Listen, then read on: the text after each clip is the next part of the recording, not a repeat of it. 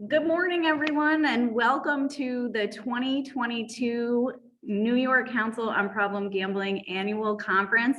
We are so excited to be here launching the next couple days of learning and education, all in the newest research and topics related to problem gambling. And we're thrilled to have almost 500 people with us for the next 2 days. So thank you all for being here. Thank you for bringing your openness and willingness to learn and your energy for this topic and the issue. We, this year, for the first time ever, have moved our conference to Problem Gambling Awareness Month, and I would be remiss if I did not give credit to our entire staff who pulled this off in a matter of just a few months and did, I think, a fantastic job with it. In addition, we have been lighting up New York State for Problem Gambling Awareness Month. If you haven't seen the pictures, please visit our social media pages. It's pretty impressive to see some of our state's most coveted, places like Niagara Falls lit up in honor of PGAM. And we're just so proud of that and for the awareness raising that's happening out there in New York State. We are so pleased to be joined this morning by a couple of distinguished professionals. And our first speaker up this morning is our newest commissioner from the New York State Office of Addiction Services and Supports. And I'm so pleased to introduce to you Dr. Cunningham. Dr. Cunningham is a physician, researcher, and public health professional who brings over 20 years of expertise in substance use treatment to OASAS. Prior to joining OASAS, she served as the Executive Deputy Commissioner of Mental Hygiene at the New York City Department of Health and Mental Hygiene, was a practicing physician at Montefiore Health System and a professor of medicine, family and social medicine, and psychiatry and behavioral sciences at the Albert Einstein College of Medicine. Dr. Cunningham has more than 20 years experience in research, care, and program development that focuses on people who use drugs. She has also partnered with community-based organizations to develop pioneering programs to promote the health of this population. Dr. Cunningham led one of the first clinics in New York City to integrate buprenorphine, I can't say that word, into primary care. She has trained hundreds of doctors to treat substance use disorders in primary care, and she has also led several research studies and published numerous research articles that focus on treating substance use disorders. Welcome, Dr. Cunningham. We're so happy to have you here. I'll turn it over to you. Great. Thank you so much. And good morning to everybody. I'm really happy to be here.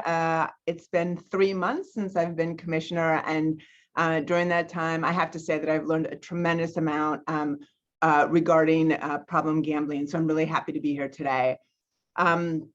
It's also great to mark the Problem Gambling Awareness Month. I actually got to see the Tappan Zee Bridge yesterday lit up, in honor of this. And it is exciting to see all of the attention, paid on Problem Gambling Awareness Month. So I want to thank Steve Block, the president of the board of directors of the New York Council on Problem Gambling, also the executive director, Jim Maney, and definitely the staff of the council for your tireless effort and helping New York State lead the way in terms of problem gambling prevention, treatment, and recovery. And then also Robert Williams, executive director of the New York State Gaming Commission. So, we here at OASAS are very happy to partner with the council and the Gaming Commission to comprise the Responsible Play Partnership. This partnership is absolutely more important now than ever, given where we are in terms of mobile sports betting. So I'm going to talk just a little bit about some of the work that we're doing here at OASAS, to really address prevention and increase awareness of problem gambling, along with some of the treatment that we're providing, and then the way that we see moving forward. So, mobile sports betting has definitely changed, the environment, and this is clearly a new, issue that really we're seeing among other states, and we're really unsure about the impact that it's going to have on society. And so this is something that we're closely monitoring and really making sure that our providers are set up to succeed, regardless of sort of how things pan out in the future. And so some of the things that we've been doing include increasing public awareness of problem gambling. And so many of you may have seen our Stick to the Game Plan campaign. And so there have been multiple commercials, ads, banners, where we talk about reducing risk of problem gambling.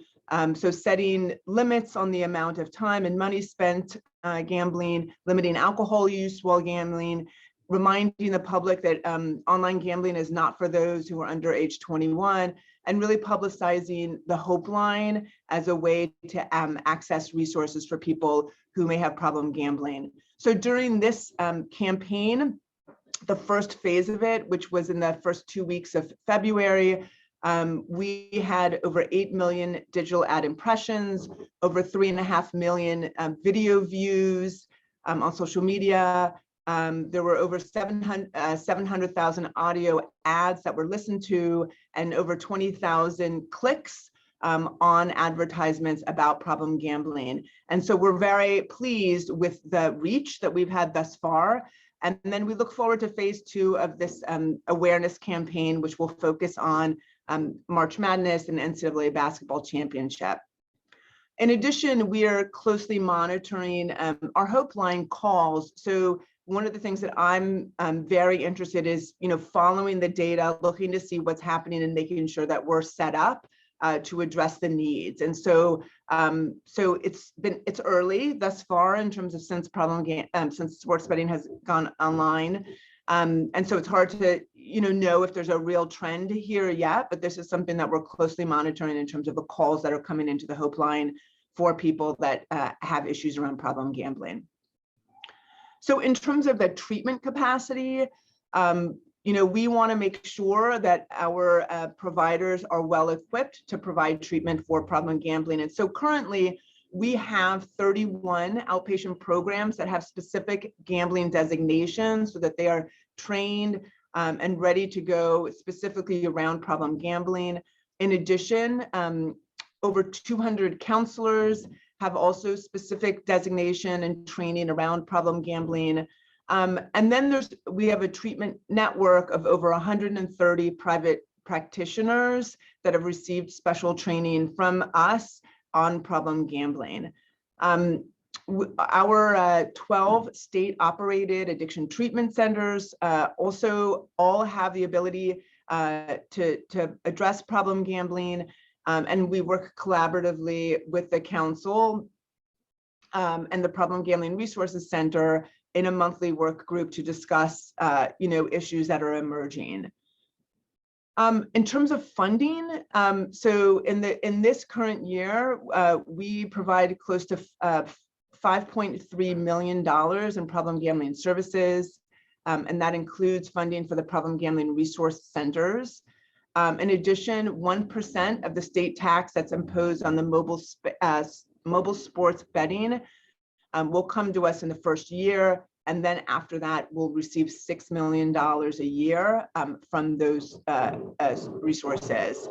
And then OASS also receives revenue from the New York State casinos as well to go towards problem gambling. So moving forward, we're certainly going to continue to raise awareness and really have prevention efforts around underage gambling and problem gambling. We're looking forward to strengthen our relationships with other state agencies and with the SUNY and the CUNY system to expand our problem gambling awareness, screening, and treatment options. And just some examples that we have include recently, our Associate Commissioner, Pat Zuber-Wilson, and Pat Lincourt from Prevention and from Treatment worked with the New York State Office of Aging on a Facebook Live session to discuss problem gambling. We're working with the state education department to talk about ways in which we can incorporate awareness in schools, so to identify risks and to make referrals.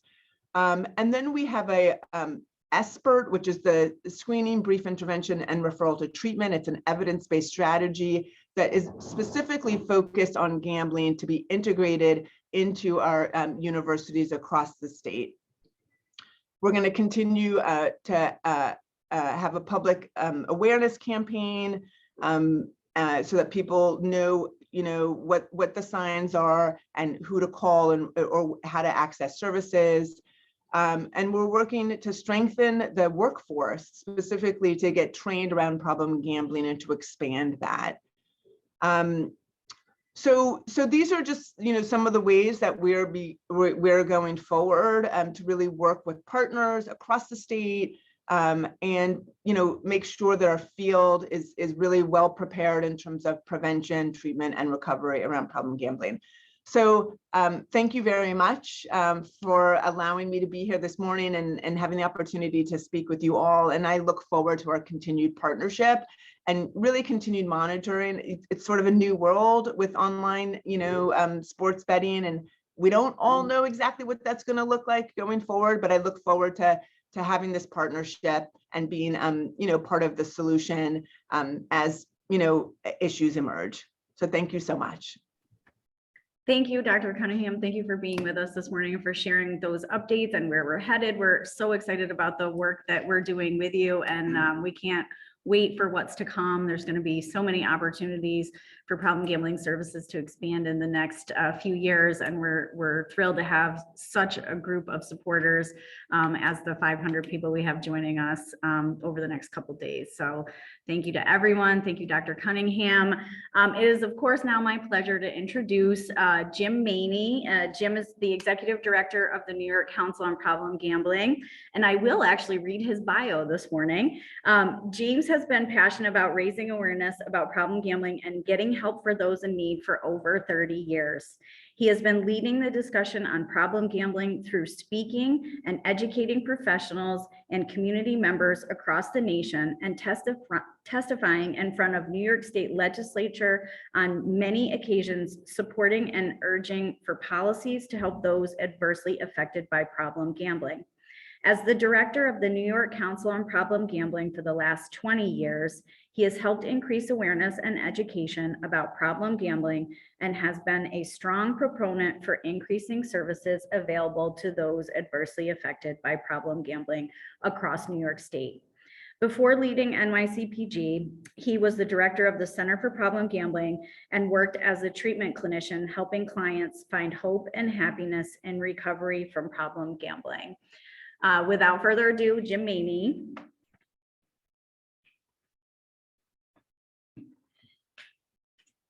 Good morning, everybody. Thank you, Michelle, for that.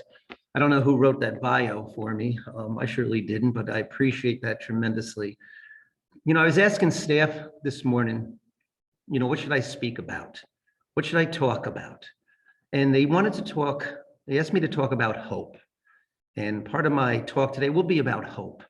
Hope that every struggling New Yorker, every family that is struggling with problem gambling will get the help they need. That is the hope that we want today. But let me first start off by thanking everybody. I just want to thank the board of directors of New York Council on Problem Gambling. We had a board meeting yesterday, and the involvement and the passion that the board of directors brings allows me to bring that same passion to the staff, and allows the staff to bring that same passion to the communities. And so we thank each and every one of the board members that has helped leading the New York Council on Problem Gambling going forward. We also thank our partners. Commissioner Cunningham, thank you very much for leading the charge at OASAS. We appreciate the partnership with each and every one of you. Like Michelle said, I've been doing this a long, long time, and I have never felt more hopeful in the relationship with the state of New York going forward. Also want to thank the Gaming Commission for all the work that they have done in assisting in raising awareness of problem gambling in the state of New York and getting help for folks that need it. The partnerships that we bring from those state agencies lead the way for everything that we are doing. I think the most important thing is we need all the help we can get right now. As we keep going forward, we're going to need additional assistance all over the place. I keep saying that. I know we weren't aware when the AIDS epidemic came. We didn't see it coming. We didn't see the crack cocaine epidemic coming. We didn't even see the opioid epidemic coming. But I think we see this coming. Think we see this problem gambling epidemic coming because it is too easy and too available for people to gamble. And you think about a technology, we don't know enough about it, what it's going to be doing. We are so light years behind where the technology is. I also want to start today to talk about what's going on in the problem gambling field. I believe for the first time, we have a movement. We have a movement going on, not just a field, not just a job, but an actual movement. As Michelle said, we have close to 500 people attending today. And it's just not 500 people wanting education. We asked in the survey earlier why people are doing this. And the responses were absolutely amazing, why they want to come to today's conference. And most of them said, because I want to help people. I want to help people that are struggling with problem gambling and their family members. I want to make sure that the youth, our youth in our community, do not have difficulties with problem gambling. And it was wonderful to see, you know, as the executive director for so long at the organization, it's just wonderful to see how much care and concern there is out there for folks that are struggling.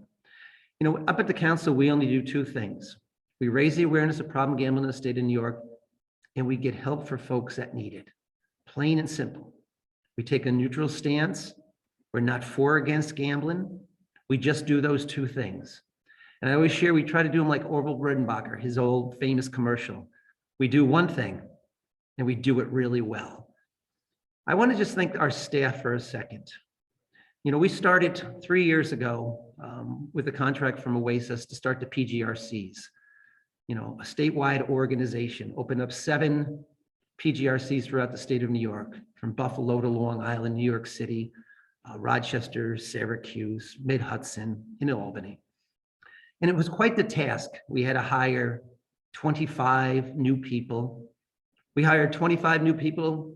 The majority of them didn't know anything about problem gambling, but they knew how to have a conversation. They knew about care and concern. They knew what it was like to help people, and they wanted to help people. And I can say quickly, in 3 years, our organization has been blessed with 27 new additional folks that have brought their unique style, their new uniqueness, and their passion to help more and more. Michelle was alluding earlier to, yesterday was not only screening day throughout the state of New York, but it was also Shine the Light on Problem Gambling Day. And when I saw the pictures of Leilani showing the Mario Cuomo Bridge last night lit up in yellow for Problem Gambling Awareness Day, it melted my heart. When I first started this job 21 years ago, and then 5 years at the Center for Problem Gambling, I'd go to a training, be asked to go to a training, and maybe one person would show up, or 2 people would show up, or none would show up. And then maybe 10 people would show up. In our first conference, I think we had 40 people to attend. And yesterday, we lit up Niagara Falls in yellow at 10 o'clock at night for Problem Gambling Awareness Month. Shine the light on problem gambling. Landmarks throughout New York State were lit up in the first year of that campaign. And I want to tell you that was not a campaign led by Jim Maney, Michelle, Mariangela. No, that was a campaign led by the staff. They thought that would be a wonderful thing to do if we could share the dream. And the dream started by lighting up, Diana wanted to light up the Empire State Building. And she said, let's light up the Empire State Building in yellow for Problem Gambling Awareness Month. And so we tried, and they turned us down. We didn't have enough juice to do it, but I guarantee you, next year we were going to come with the juice and to get that lit up on March 8th or 9th of next year. That is the goal we have now. But staff took it upon themselves And they said, you know what? For us to advocate for problem gamblers and their families, we're going to create a movement. And they went and they asked, can you light it up for us? And they said, yes. And the momentum from that, and you think about it, to be able to accomplish that, to light up Niagara Falls, the Mario Cuomo Bridge, 20 other things. On screening day, we had so many partners screening for problem gambling.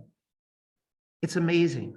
The partnerships that we have now is something that I'm so proud about. Proud that we have a dedicated and passionate workforce that wants to advocate for problem gamblers and their families. Our core mission here at the council is care and concern. That's all it is. How can we help? How can we help? Help each and every person, each and every community member, each and every organization that needs assistance with raising awareness of problem gambling and getting help for folks that need it.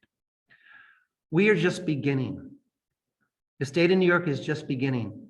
The partnerships that we're developing, just beginning.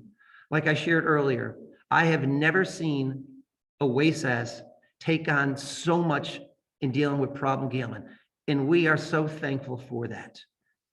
As we advocate for problem gamblers and their families, it is so important that we all work together. And under the leadership of a WASAS and the Gaming Commission, I think we're in very good hands moving forward, because we do have partners out there that want to work. And you think about it, we have one common thing, each and every one of us, no matter what our mission is, no matter what it is, we have one common mission.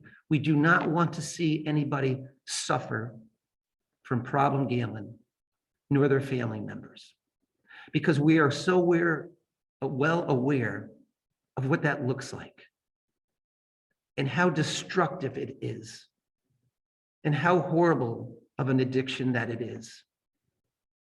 And we must really, and we are, work together completely. This is not about egos, who's doing it. This is not about who's taking responsibility. It's none of those things. We need to be humble and work for the people that need our assistance. And that's what our job is. Our job is to show care and concern and for advocate for those folks that do not have a voice. And if you think about it, the hidden addiction of problem gambling, we know it's out there tremendously. We've only touched the tip of the iceberg on this. It's out there. The stigma is still so prevalent that we must make sure that we raise the awareness. And we must make sure that we demand others to raise the awareness of problem gambling also. I will share a couple of things. We've seen the most amount of advertisement that we've ever seen for the expansion of gambling into gambling in the state of New York over the last couple months. We've been bombarded by it, inundated every place. I have a 19-year-old daughter. She'll be 20 tomorrow. So happy birthday, Kelly, because I know you're watching. She'll be 20 tomorrow. She's a TikTok girl like the rest of the girls are that she hangs around with. And on TikTok, she has seen gambling ads. Think about that for a second. The promotion of gambling ads to the 17, 18, 19-year-old young girls. It's unheard of. We haven't seen it before. In the advertisement that we've seen on risk-free gambling, have you seen those out there? Yes, you have. Risk-free. There's no such thing as a risk-free gamble. There's no such thing as a risk-free bet. If you think about it, if you take that first bet and you win, what happens to you? What do you think happens to a 21-year-old boy, man, whatever, with a brain that's not fully grown, makes his first risk-free bet because the industry's given him money just to sign up and wins? What do you think happens? What do you think would have happened in the state of New York if we gave away free alcohol for signing up? We would all be in arms. We'd be up at the pulpits. We'd be in our churches screaming that we should not be doing that. If we gave away free cigarettes for signing up, we'd be going crazy. We wouldn't do it. But for gambling, we're still so far behind that we allow that to occur. We allow it to occur to recruit new folks. Dangerous? 1.2 million new users have an app now in the state of New York. And it's mostly 21 to 30, maybe to 35-year-old men. You think about that. New users to a device that is so fast and so quick, and it's 24/7. There's not an interruption of it anytime, any place. The papers that you see, the newspapers that you see, they share that every New Yorker is gambling now. So once again, the normalization of gambling that we're putting out there. If there's ever a time that we need counter advertising, it is now. For every gambling ad that is out there, we need an ad that says about the warning signs, about the risks of gambling. Because if not, there's only one message out there. Don't quote me on this, but about $220 million was spent on advertising in New York State in the first 2 months. Imagine if we had, Commissioner, imagine if we had $220 million to do this. What wonderful things we could do. That's what we need. We need that $220 million to put safeguards in place. You know, if you think about it, those ads are reaching out to every 10-year-old boy that's sitting with his dad watching a football game. Every 12-year-old boy. Every person is seeing those ads and the glorification of those ads. Now, once again, I need to say, we do not take a stand for or against gambling, right? We're definitely against problem gambling, and we're definitely against youth gambling. But those marketing ads are targeting our youth, and they are seeing them. And they're seeing the normalization of it. And we're not having enough education around it. It's one message, and we need to get our message out there. And that's why we need each and every one of us to make sure we continue the conversation. And every time there's a conversation about gambling, I always wish they had to put 15 seconds in or 30 seconds again about problem gambling, so we can raise the awareness, so we can prevent it. You know, you think about it, the 12-year-old boys, the 10-year-old boys are getting groomed for the day that they can legally gamble, right? When they turn 21, they'll be able, and how fast. And you think about the platforms. I have a 23-year-old boy and a 19-year-old daughter. They have been brought up on these platforms. They're experts on the platforms. They know every inch of technology. And now the gambling world is just bringing it to them, right? You think about some of us folks that are over 30, which I am, I'm over 30. And we're not experts on the platforms, right? Old-fashioned ways. These folks are. And when it's 24/7, the availability and opportunities, we have to take a stand. We have to make sure we're unified in our voice. We have to raise the awareness of problem gambling in the state of New York and get help for folks that need it. Okay, so mobile sports betting came, and it came fast and it came quick. And as many people said, oh my gosh, the success of this. And we look at it a little different at the council. We look at not at revenue, we look at losses. And we look at losses in the first, January and February, we look at losses, and there's over $200 million that have been lost by New Yorkers regarding mobile sports betting. That's on top of all the other gambling that goes on in the state. So we need to be aware of that. We know people are losing their money, especially in the time of now. How many of those folks can afford to lose it? I don't know. We need more data. We need more information. We need to understand the technology. And that's just the tip of the iceberg again. So once again, there's a lot of expansion that will be coming. I'd like to talk a few minutes about that, where expansion of gambling will occur. So right now, the expansion of gambling probably will occur within the state of the next, few months, year. There'll be 3 additional casinos in the New York City region. That is something that, once again, normalizes thing and brings more availability and opportunity to downstate folks. And that will set off, once again, another media rush talking about all that. And hopefully we can talk about problem gambling.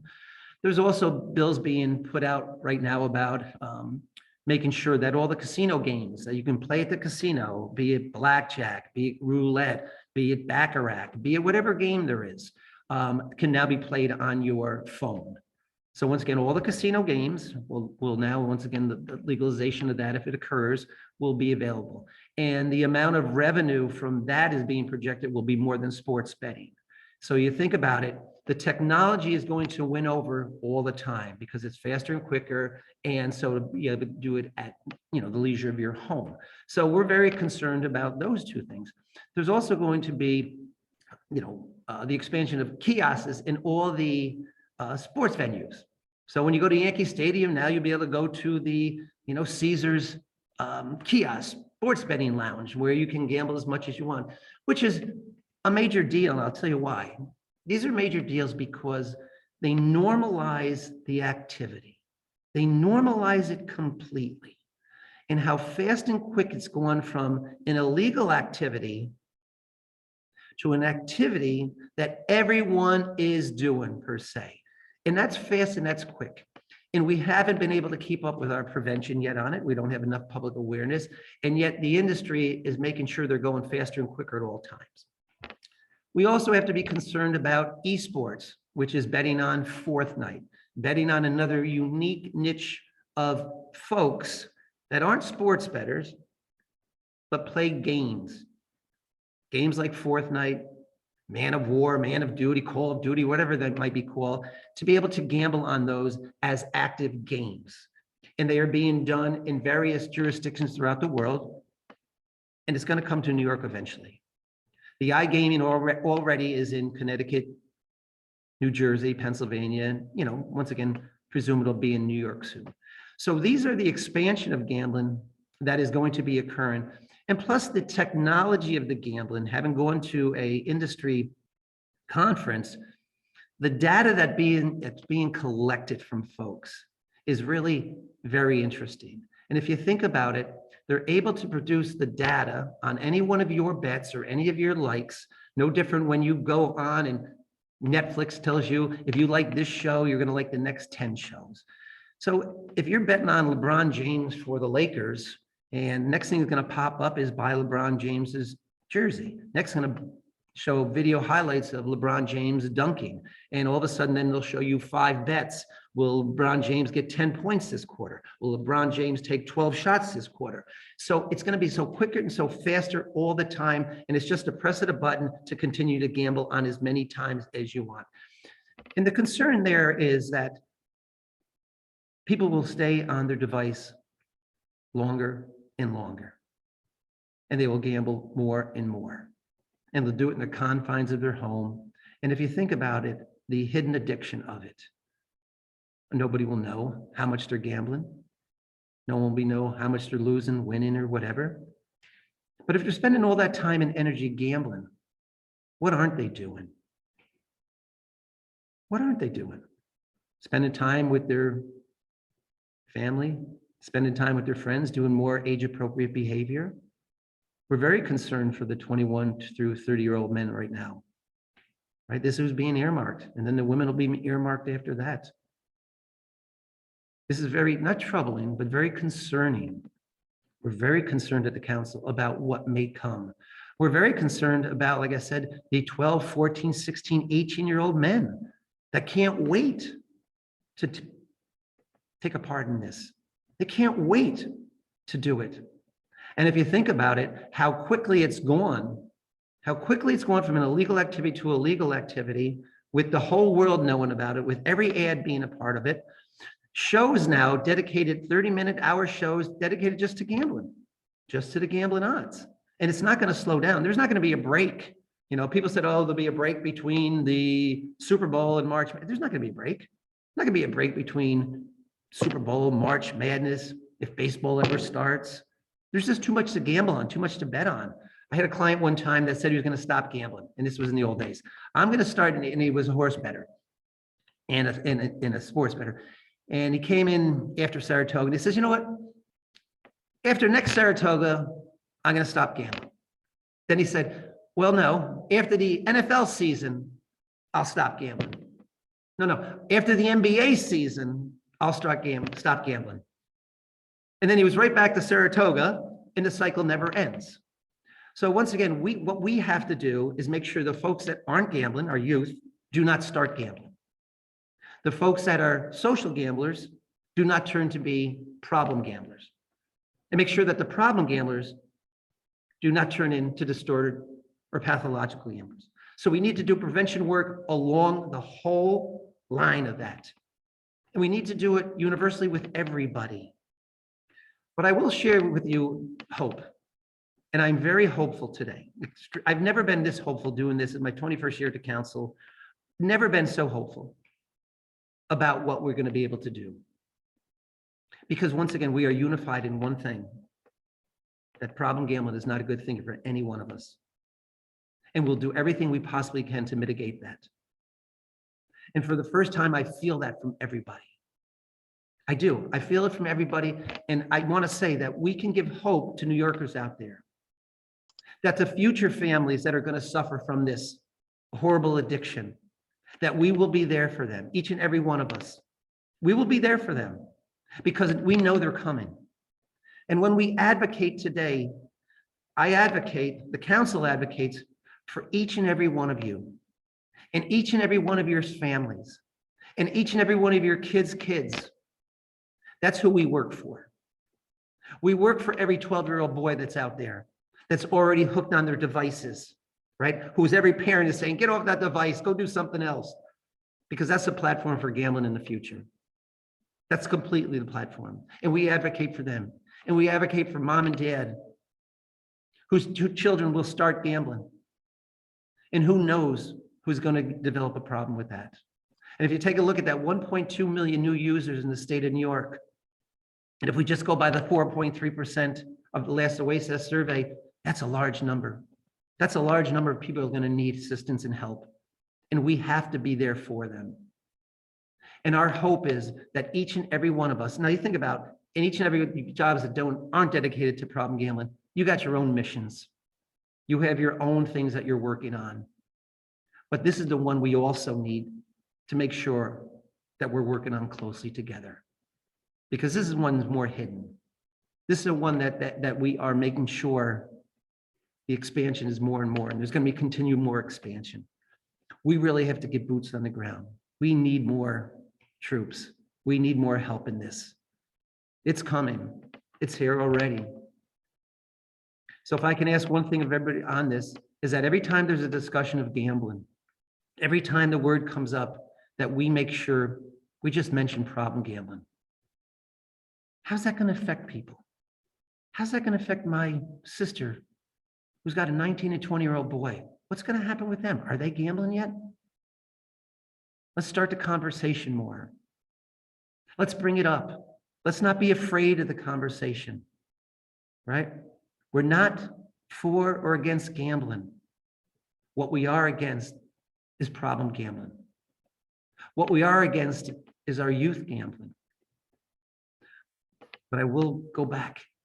In seeing the Mario Cuomo Bridge lit up last night, and seeing Niagara Falls lit up last night for Problem Gambling Awareness Day and shine the light, that is our hope. That is our hope, because people want to care. People want to show care and concern for each other. And if we allow the passion to shine through, we have a chance with this. But it's going to take each and every one of you, each and every one of us. I want to once again thank OASIS, the Gaming Commission, the Board of Directors, and especially the staff at the New York Council on Problem Gambling. You are leading the charge today. You're leading the charge to assist, to show that care and concern, to show that help is available. And as soon as you reach out to us, we will show you that care and concern. If anybody's out there that needs or knows anybody that needs help, please call us. We are willing, able, and want to help. We know there's so many people out there that are struggling. Maybe just with questions. What's it look like? I'm concerned about my 21-year-old. I'm concerned about my wife. I'm concerned about my husband. They're spending more time and energy and effort. They seem a little more distant. Not sure where the money's going. Call us. We'll listen. We won't judge. Our one job is to help. I just want to thank you all for listening to me for this time. It's kind of like a plea. You know, a lot of times in a telethon, you would plead for money right now. Well, we're not pleading for money at all whatsoever.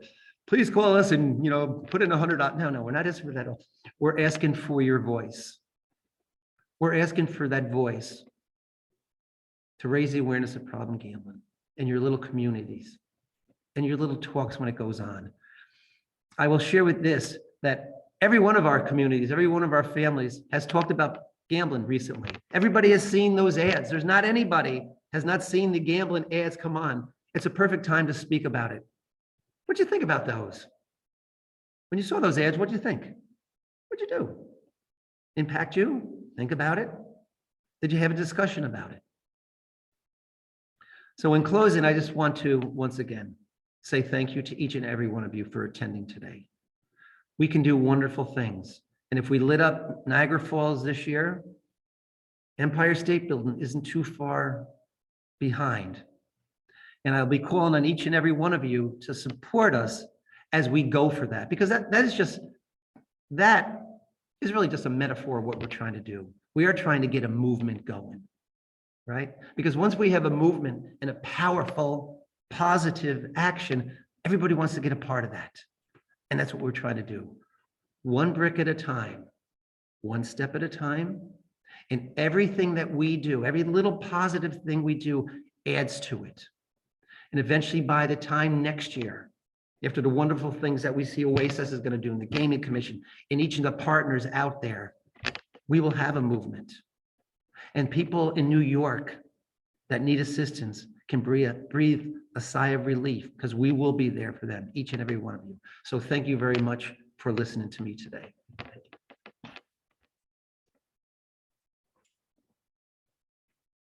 Well, thank you, Jim. I don't know about you guys, but every time we hear him speak here at the council, we are motivated and ready to go and get out there and take action. And if any of you are having that same reaction right now, I'm going to strike while the iron's hot.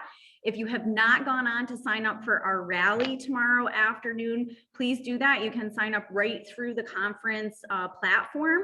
It's a half hour. We're going to be bringing some energy, some noise, some movement, and we're going to have some wonderful speakers to kick off PGAM and to really get some energy going around continuing to raise awareness for the rest of the month as it relates to problem gambling and problem gambling awareness month. So please go on and do that. Take some action right now. That's something you can do today in support of this cause. Before we close, I just want to say the other leg of our three-legged stool, OASAS, the council, and the Gaming Commission, Executive Director Rob Williams could not be with us this morning, but he did send a message via video, which will be in your inbox around 11 a.m. So please take a minute to look at that video.